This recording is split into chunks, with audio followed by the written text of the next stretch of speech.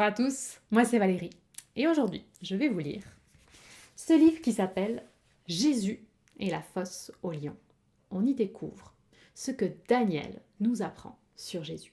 Ce livre il a été écrit par Alison Mitchell et il a été illustré par Catalina Echeverri. Alors c'est parti, Jésus et la fosse aux lions. Sais-tu que les plus anciennes histoires de la Bible sont un peu comme des énigmes ? Si tu fais bien attention, tu peux y repérer des allusions à Jésus. Tu peux voir ces allusions chaque fois que quelqu'un dans l'histoire ressemble un peu à Jésus.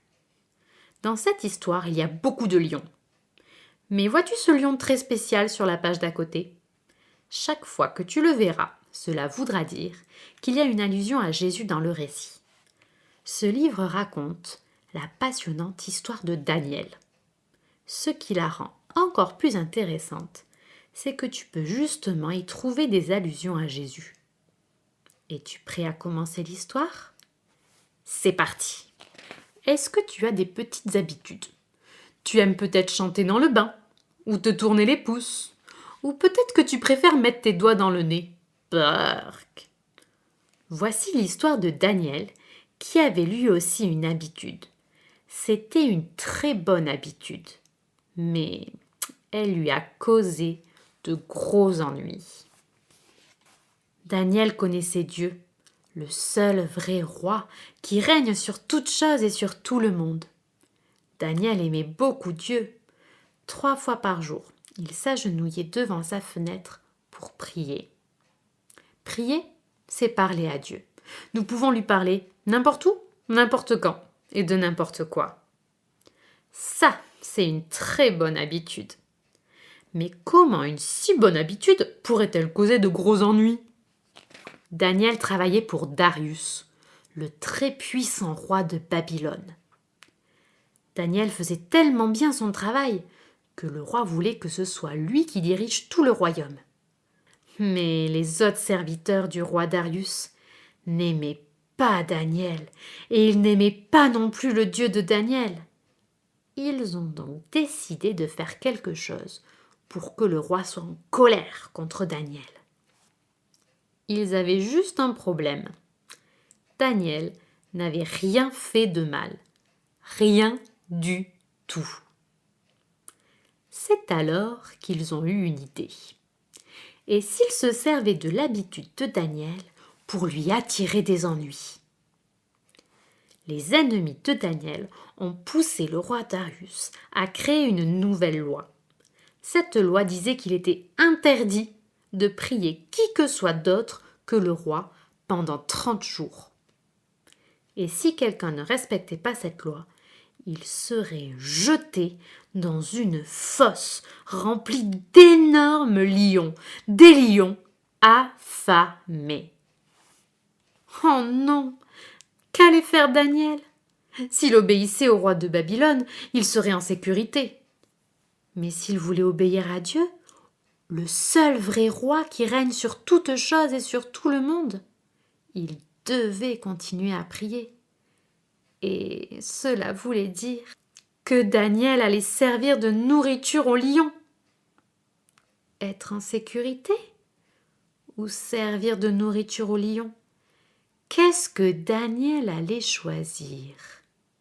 Les ennemis de Daniel se sont tout doucement approchés de sa maison et ont regardé par la fenêtre. Daniel était en train de prier. Ils l'avaient attrapé, leur piège avait fonctionné. Ils se sont alors précipités pour tout raconter au roi.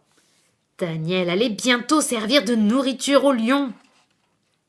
Le roi Darius a cherché et cherché toute la journée un moyen de sauver Daniel.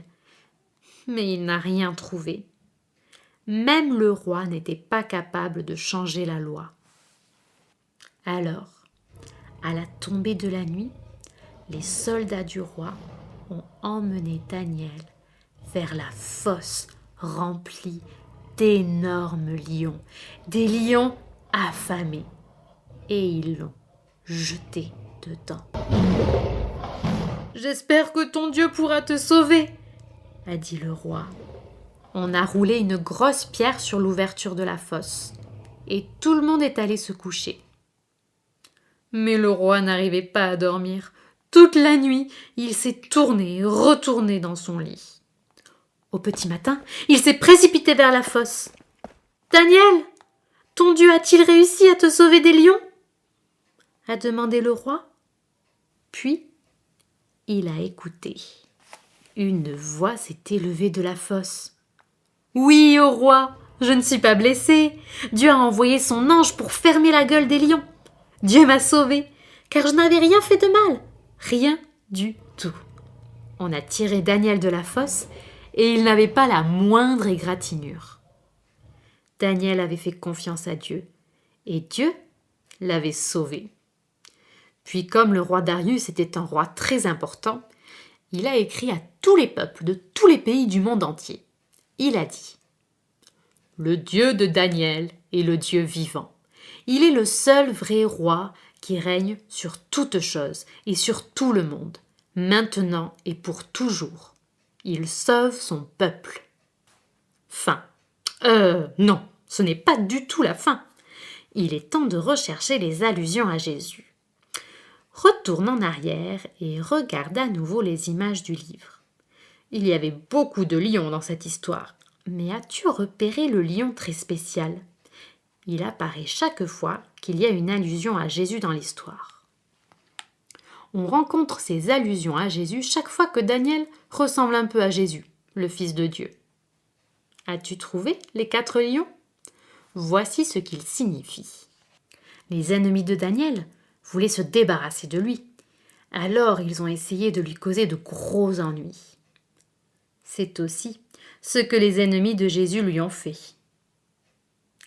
Mais dans son travail, Daniel n'avait rien fait de mal, rien du tout. Ses ennemis ont dû inventer une nouvelle loi pour lui causer des ennuis. Tout au long de sa vie, Jésus n'a rien fait de mal, rien du tout. Alors ses ennemis ont inventé des mensonges pour lui causer des ennuis. Quand Daniel a entendu parler du projet de ses ennemis, il savait qu'il allait être arrêté et jeté au lion. Qu'a-t-il fait ? Oui, c'est bien ça. Daniel a prié. Jésus savait qu'il allait être arrêté et tué sur la croix. Qu'a-t-il fait ? Il a aussi prié. Daniel est-il mort dans la fosse aux lions ? Non.